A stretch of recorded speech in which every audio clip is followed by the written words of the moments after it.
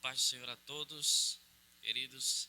Vamos iniciar mais um estudo nessa temática ministerial, falando sobre as qualificações para o pastorado ou para ser presbítero da Igreja do Senhor, segundo a Escritura. Amém?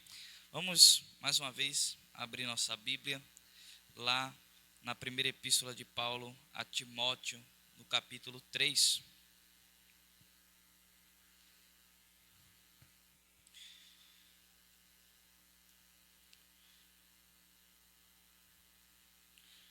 Amém?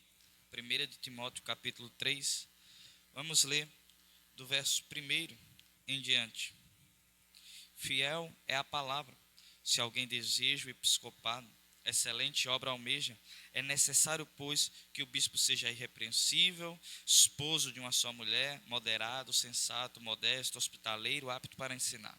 Não dado ao vinho, não violento, porém cordial, inimigo de contendas, não avarento, e que governe bem a própria casa, criando os filhos sob disciplina, com todo respeito, pois se alguém não sabe governar a própria casa, como cuidará da igreja de Deus? Que o bispo não seja recém-convertido, para não acontecer que fique cheio de orgulho e incorra na condenação do diabo. É necessário também que ele tenha bom testemunho dos de fora, a fim de não cair na desonra e no laço do diabo. Amém?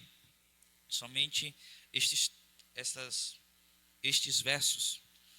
E hoje eu quero considerar com vocês outro desses critérios ou dessas qualificações para aqueles que desejam, como o texto diz aqui, serem pastores, serem líderes, governarem, apacentarem o povo de Deus. No estudo passado nós vimos que é necessário que aquele que é pastor, que já pastoreia, ou aquele que deseja este cargo, esta vocação, ele deve cuidar bem de sua família. E nós vimos essa questão familiar, como a questão familiar ela é tão forte para o ministério do pastor, aquele tanto que já exerce, quanto para aqueles que desejam, aqueles que estão aí buscando de Deus, ver se essa é a vocação dele. Nós vimos que uma das recomendações, uma das qualificações, na verdade, para que a pessoa entre nesse ministério é que ela saiba cuidar bem de sua família. Vimos as questões dos filhos, da esposa e dele como marido. Amém? Dito isso, vamos seguir para uma segunda área da vida daquele que deseja ser pastor, daquele que deseja esse ministério ou que já está nesse ministério. Isso pode servir como uma exortação para aqueles que já estão, para se manterem fiel nesta área. A segunda área da vida, a qual nos é muito cobrada a respeito disso, é quanto às finanças. Eu quero que vocês leiam comigo novamente o verso 3, que diz assim: não dado ao vinho, não violento, porém cordial, inimigo de contendas e não avarento. Esse é o termo que eu irei estudar com vocês hoje. A avareza se mostra, no mínimo, em 3 áreas da nossa vida: no amor, no apego e no interesse. São escalas de importância que nós damos em nossa vida. Às vezes nós temos interesse em alguma coisa, às vezes nós temos apego a alguma coisa, mas às vezes esse interesse, esse apego se torna amor. E aí é onde reside o problema. É aí onde moram os problemas, quando nós temos interesse, apego e amor ao dinheiro. E aí, nessas escalas de importância que se dá ao dinheiro, é que a gente vai saber se uma pessoa está apta ou não para exercer o ministério. Se nós lembrarmos bem, no ministério de Jesus, haviam algumas mulheres importantes que auxiliavam ele financeiramente, Bem, mas nesse auxílio financeiro, Jesus tinha um tesoureiro, e o tesoureiro era Judas. Qual o problema de Judas? Ele era ladrão. Ele era a última pessoa que deveria estar ali, cuidando do dinheiro. E ele estava ali, cuidando do dinheiro. Quando nós chegamos nas qualificações para o ministério, uma das exortações é essa: cuidado com o dinheiro. Cuidado com o dinheiro, que ele não seja avarento, alguém que as escalas de apego ao dinheiro, escalas de interesse por dinheiro são muito elevadas. É alguém que dá importância irrestrita ao dinheiro. Nós devemos lembrar aqui também que em outra epístola, Paulo diz assim: cuidado, porque o amor ao dinheiro é a raiz de todos os males. Homens matam, homens traem, homens abraçam falsamente, homens se corrompem, homens se vendem, homens abandonam amigos, família e tantas as coisas por causa do amor ao dinheiro. Por isso que amar ao dinheiro é a raiz de todos os males. Com isso, a Bíblia não está dizendo que o dinheiro é necessariamente mal. O problema não está no dinheiro, está no nosso coração. Quem nós somos diante do dinheiro? Em nenhum outro lugar a Bíblia atribui divindade real a alguma coisa, senão ao dinheiro. Todos os deuses que aparecem, Baal, Mamon, Astarote, deuses que aparecem no Antigo Testamento, eles são taxados como deuses falsos. Muitas vezes no Novo Testamento, quando Paulo pelo menos vai falar de comidas oferecidas a ídolos, ele diz que esses ídolos são espíritos enganadores. Na verdade eles não são nada, ou então eles são demônios que estão ali por trás. Então nenhum dos deuses que a Bíblia relata, ela cita diretamente como um Deus de verdade, como alguma divindade verdadeira. Mas quando ela se refere ao dinheiro, o próprio Jesus, se referindo ao dinheiro, ele atribui divindade ao dinheiro, não porque ela seja, mas porque nós divinizamos isso em nosso coração. O homem pode tirar Deus do centro do seu coração e colocar o dinheiro lá. Então, dependendo da importância que a pessoa vai dar ao dinheiro, talvez ela não deva estar no ministério pastoral, talvez ela não deva estar exercendo o ministério. Bem, nós sabemos que o dinheiro tem sua importância, pois sem ele não compramos, sem ele deixamos de fazer uma porção de coisa. Dessa forma, na sociedade em que vivemos, o dinheiro ganhou um valor altíssimo. Dinheiro dá voz às pessoas, dá fama, dá reconhecimento, traz amigos, compra casamento felizes. O real valor do dinheiro já não existe mais. Dinheiro agora é uma questão de ser. As pessoas em nossa sociedade, elas são alguma coisa de acordo com a quantidade de dinheiro que ela possui. O dinheiro perdeu o seu valor real. O dinheiro não é mais algo que compra coisas que nós precisamos, não. O dinheiro se tornou algo que compra pessoas, que faz de pessoas objetos, que muda as relações. Quantos casamentos felizes, né, as pessoas conseguem, buscam por dinheiro, e quando elas pensam que vão ser felizes naquela relação porque a sua esposa tem dinheiro ou o marido tem dinheiro, aquela relação se torna um fracasso. Bem, mas em nossa geração, somos alguém quando mostramos o que temos. Um carro bom que o nosso dinheiro pôde pagar, uma casa luxuosa que o dinheiro pôde trazer.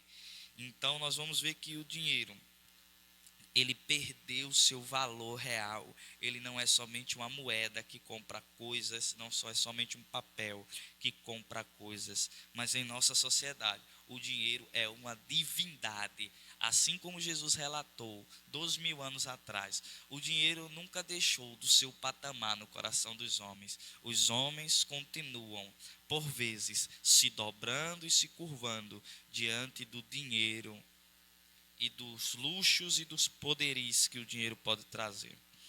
Uma pessoa que é ligada à avareza e ao endeusamento do dinheiro não pode assumir um ministério como este, o ministério de pregação da palavra.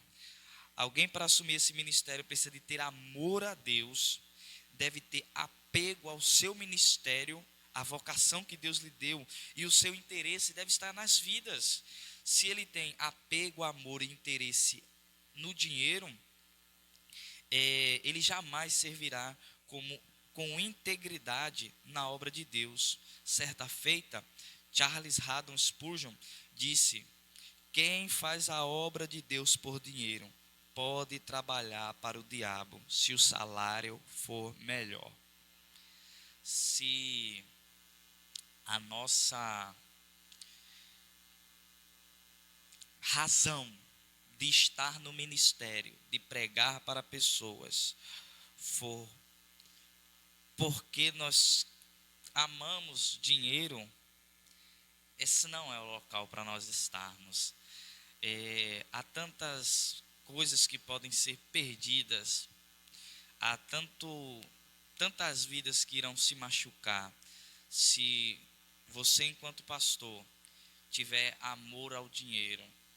Quantas vezes a Bíblia não nos relata que, ao invés de pastores, existem também lobos roubadores, que a preocupação dele é com a lã das ovelhas. E isso se dá por quê? Porque a pessoa entrou no ministério com a razão errada. Ele queria pregar, e talvez pregasse bem, talvez ensinasse bem, talvez fosse um ótimo líder, talvez conseguisse guiar e fazer com que as pessoas pensassem diferente, conduzisse as pessoas, mas a razão dele estar ali é o dinheiro. O interesse dele pregar bem para você é o dinheiro.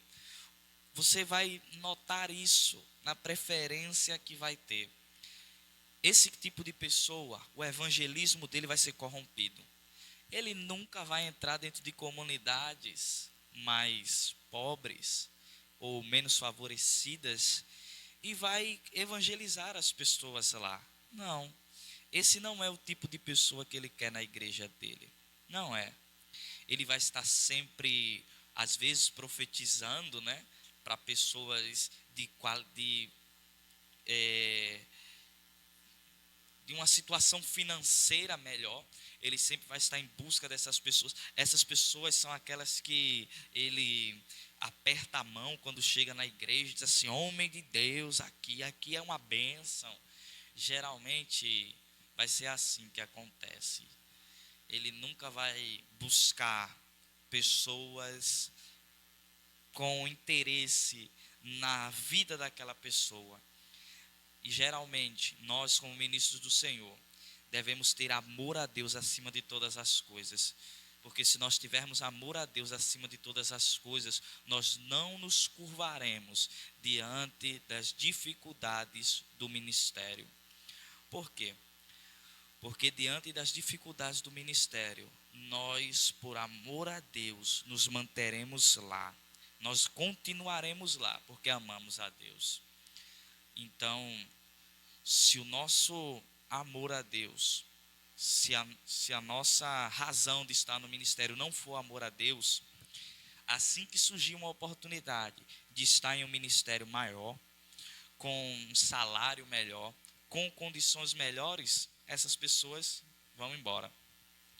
Eu já vi casos em que pessoas chegam na igreja, em algumas igrejas em que os pastores são remunerados, e ele chega todo alegre, todo feliz, dizendo assim: gente, eu vim para cá porque Deus me enviou, porque Deus me trouxe aqui, e agora eu vou ficar com vocês, vou cuidar de vocês.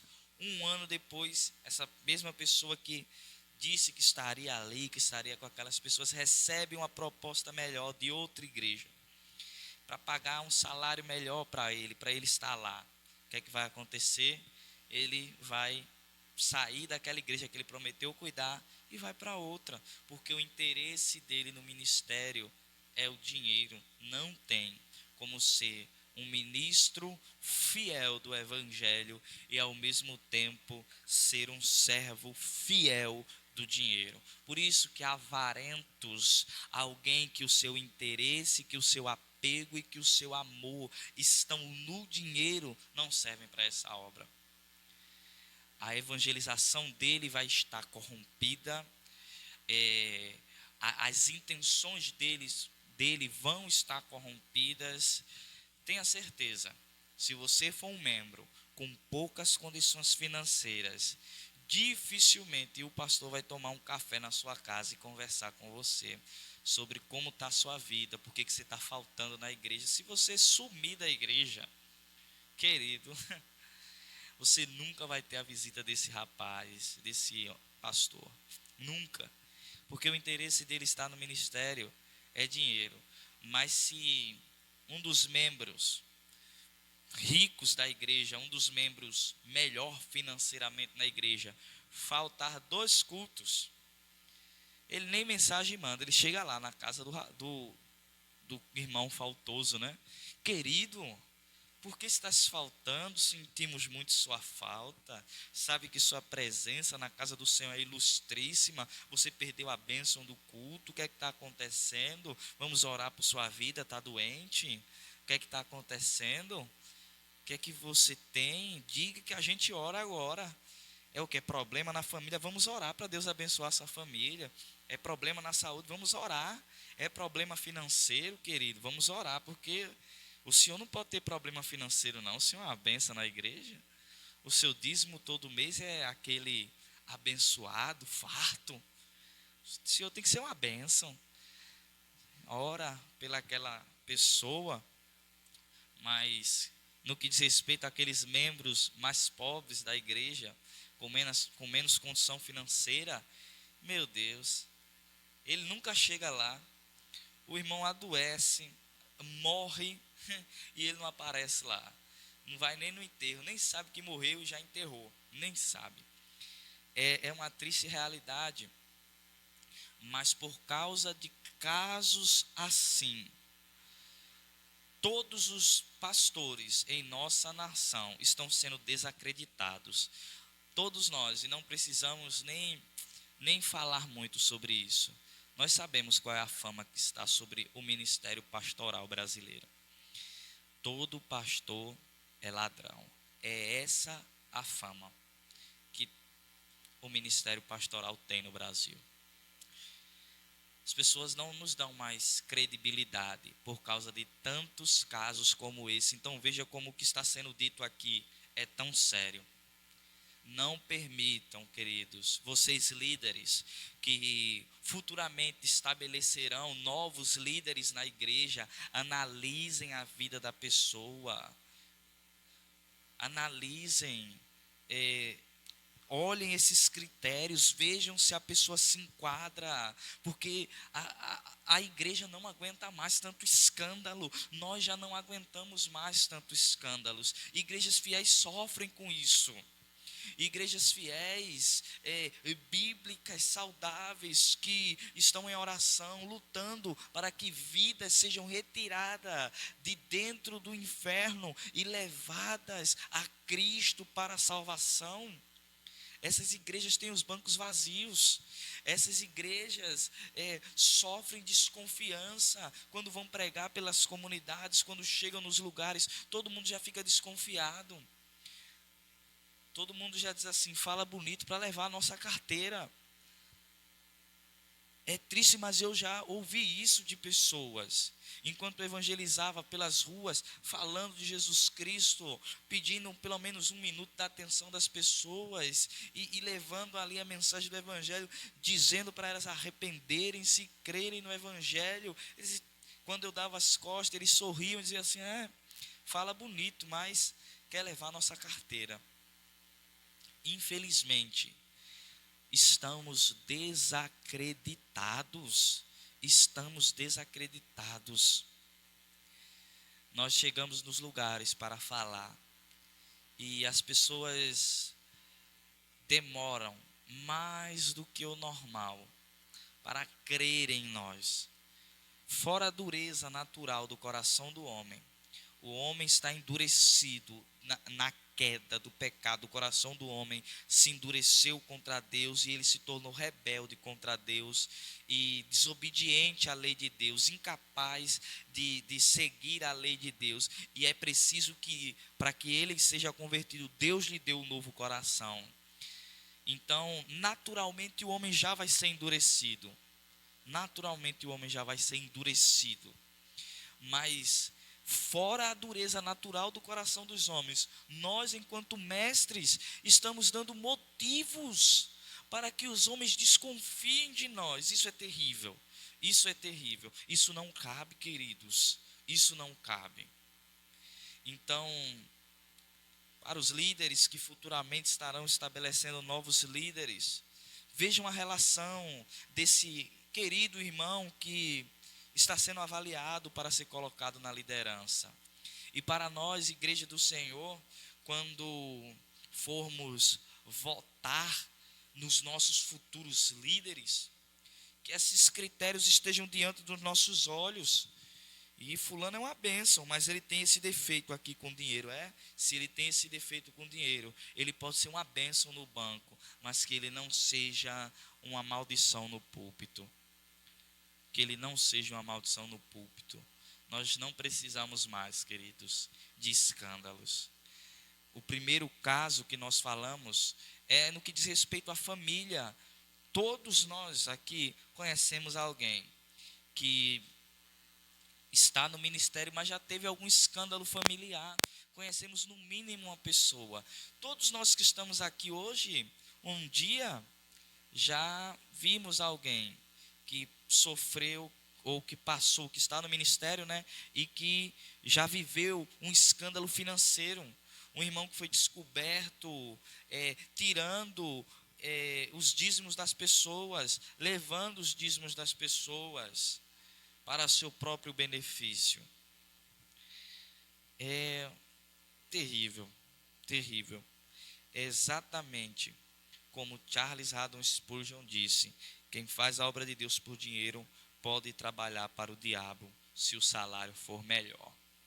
É exatamente isso.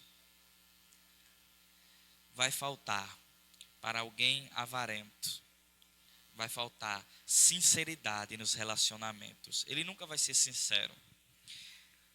Se você é um membro financeiramente próspero, fique 2 meses sem dar o dízimo, para ver se a amizade do pastor, que tem esse caráter avarento nele, fique 2 meses sem dar o dízimo. Se ele não bate lá na sua casa dizendo assim: o que é que aconteceu, meu irmão?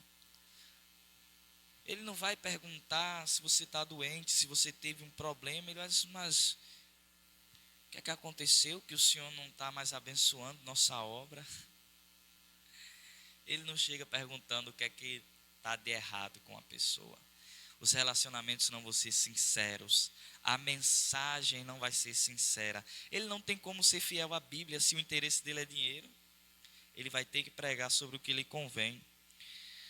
A pregação dele, o culto que ele vai elaborar para a igreja, a liturgia da igreja, vai girar em torno de quanto de dízimo vai ter naquela noite.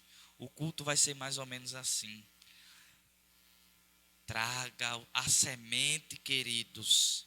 Traga a semente para Deus fazer germinar e crescer e dar muito fruto. Traga a semente. Se você depositar sua semente no altar do Senhor, Ele vai fazer crescer, Ele vai fazer prosperar. Se você tem, meu querido, alguma coisa para semear no ministério, não guarde, não retenha, mas deposite, e então Deus fará germinar essa semente e fará crescer.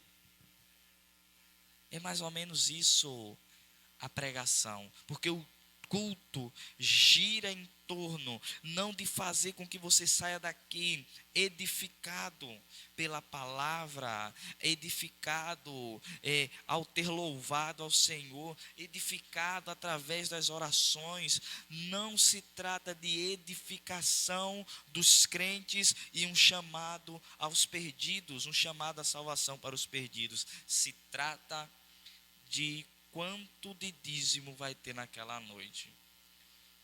E eu e você conhecemos alguém que, infelizmente eu e você conhecemos alguém que nós já vimos falar isso, que nós já vimos utilizar algumas parábolas bíblicas, algumas fraseologias bíblicas, a fraseologia da semente, a fraseologia da plantação, essas coisas que a Bíblia usa, e eles invertem tudo e levam isso para a questão financeira, e começam a dizer: traga a sua primícia, traga o seu melhor. Não é que nós não devemos dar o melhor a Deus, mas a pregação não gira em torno somente disso. Todo domingo, todo culto da semana tem alguma coisa sobre isso. Hora do ofertório na igreja é quase a hora da pregação, gasta 30 minutos, o pastor dizendo assim: traga a sua semente, deposite aqui no altar do Senhor, traga a sua semente. Isso não existe, queridos, isso não existe. Mas por causa de coisas como essa, nós somos desacreditados, discriminados. Nós somos. E a igreja acaba sofrendo escândalos. E sofre escândalos por quê? Porque deixa de olhar para a Escritura. Na aula passada, quando falamos sobre esse assunto, eu disse que se deixarmos de analisar os critérios que a Bíblia estabelece para alguém se tornar pastor ou para aqueles que já são pastores, nós incorreremos em grandes problemas. Porque se você coloca alguém no ministério por amizade, querido, se você coloca alguém no ministério por amizade, você está pulando tudo aquilo que a Bíblia estabelece, e você está se tornando cúmplice dos pecados de outros. A igreja de Cristo não pode ser assim. E é porque nós não estamos observando esses critérios que os escândalos vêm. Então alguém pode dizer assim: mas fulano era tão assim, tão assim, tão assim, e eu achei que ele era alguém perfeito para ficar ali, para cuidar da igreja, para pastorear a igreja. Olhe os critérios da Bíblia, olhe as qualificações da Bíblia. Não pule isso, analise, não pule nenhum desses critérios, porque quem sofre é a igreja, e você se tornará cúmplice, como disse Paulo em outro lugar da Epístola a Timóteo: não imponhas as mãos em ninguém precipitadamente, para que você não se torne cúmplice dos pecados de outrem. E isso é exatamente o que quer dizer quando você impõe as mãos em alguém, coloca alguém para pastorear determinado lugar, ou a igreja de Deus, para pastorear a igreja de Deus, sem analisar os critérios, e essa pessoa faz uma besteira, e essa pessoa começa a tirar o que não deve tirar, ou como foi no exemplo passado da família, se ele começa a fazer o que não se deve dentro da igreja, assediar pessoas, trair a esposa, ou fazer o que quer que seja, a culpa é sua. A culpa é sua que colocou ele lá. Você se tornou cúmplice, você se tornou participante dos pecados que essa pessoa coloca. Por quê? Porque você impôs as mãos sobre ela sem analisar o que a Bíblia diz. Isso é um alerta para nós.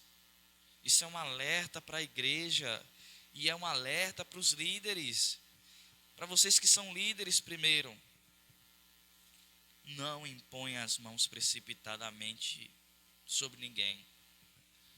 Analise cada critério, analise a pessoa, analise a vida. Igreja, porque em nossa geração, as igrejas não vão funcionar biblicamente muitas vezes. Quando a igreja, ela estabelece liderança, quando alguém deve ser colocado na liderança, o que é que acontece?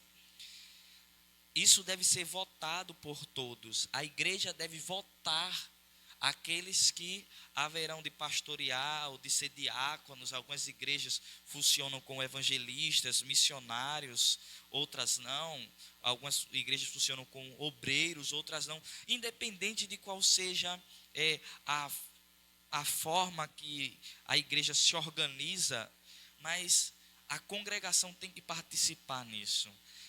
Não é simplesmente o líder que está ali dizer assim: eu gostei de fulano, vou colocar fulano. Não, a igreja tem que votar. A congregação tem de participar na sua futura liderança. Tem que participar ativamente na sua futura liderança. E se é encontrado uma falha de caráter na pessoa em que ela é alguém avarento, que em suas finanças ela é alguém que tem amor, apego e interesse por dinheiro, essa pessoa não deve subir ao cargo. Vocês que são igreja, fiquem atentos a isso. Esse é um dos critérios da Bíblia. Fiquem atentos, porque se nós passarmos por cima disso, teremos mais tristeza no futuro, teremos mais desilusões no futuro do que já temos hoje. Teremos mais escândalos no futuro do que hoje temos. Teremos mais, queridos. Infelizmente. Sabe por que tantos escândalos?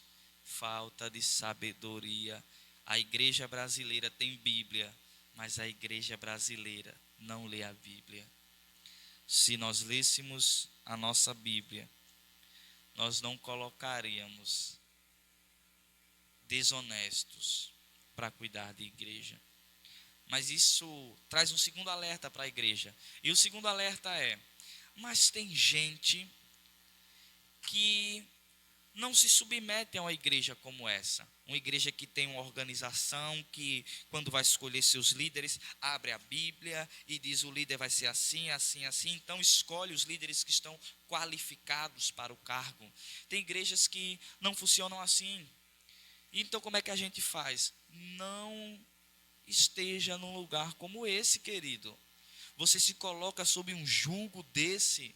Se você quiser, você aceita uma liderança dessa. Se você quiser, busque uma igreja bíblica, uma igreja saudável, uma igreja compromissada com a verdade. Sabe por quê? Num lugar como esse, onde a liderança, ela geralmente acontece assim. A pessoa tem o desejo de ser pastor, mas onde ele está, ele não tem condições de ser pastor. Porque ele sabe que ele tem falhas de caráter, ele tem falhas morais, e dentro desses critérios ele não passa. Então ele faz o quê? Tendo ele algumas condições, abre uma igreja para ele, e ali naquela igreja vai funcionar do jeito que ele quer. Ele pode estar todo errado na família, ele pode estar todo errado nas finanças, ele pode estar todo errado em tudo que a Bíblia exige como critério.